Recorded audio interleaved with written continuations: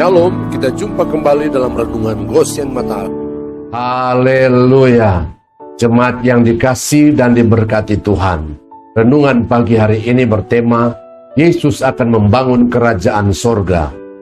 Bacaan firman terambil dari Daniel pasal 2 ayat 44. Demikian firman Tuhan.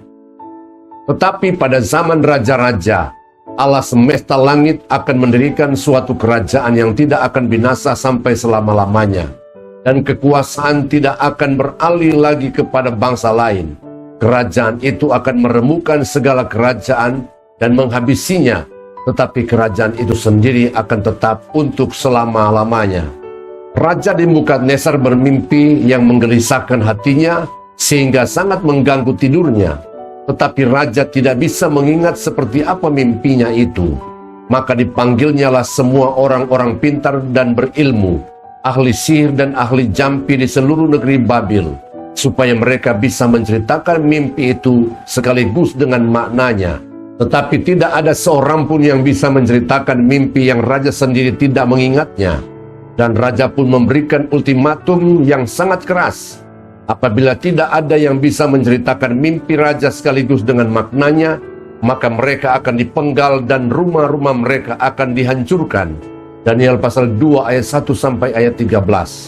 Mendengar dan mengetahui ancaman pembunuhan atas semua orang bijaksana yang ada di negeri Babel, yang berarti Daniel dan teman-temannya pun ikut terancam. Maka Daniel pun menghadap raja supaya diberi waktu untuk memberitahukan mimpi itu sekaligus dengan maknanya. Lalu Daniel bersama ketiga temannya berdoa kepada Tuhan. Dan Tuhan pun memberitahukan kepada Daniel apa yang dimimpikan raja sekaligus dengan maknanya. Lalu Daniel pun menemui Raja Nebukadnezar dan menyampaikannya. Daniel pasal 2 ayat 14-30.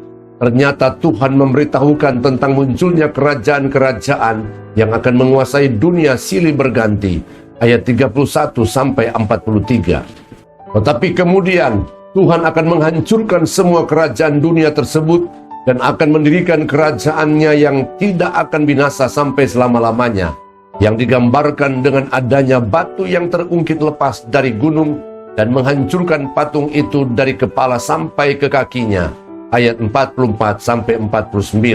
Saudara-saudaraku yang terkasih di dalam Yesus, mau dan bersediakah kita Tuhan menghancurkan kerajaan apapun yang selama ini kita bangun dalam hidup kita, dan mengizinkan Tuhan untuk membangun kerajaannya di dalam hidup kita? Karena itu bertobatlah dan izinkanlah Yesus hadir dan bertakhta di dalam hidup kita. Matius pasal 3 ayat yang kedua. Bertobatlah, sebab kerajaan sorga sudah dekat. Amin.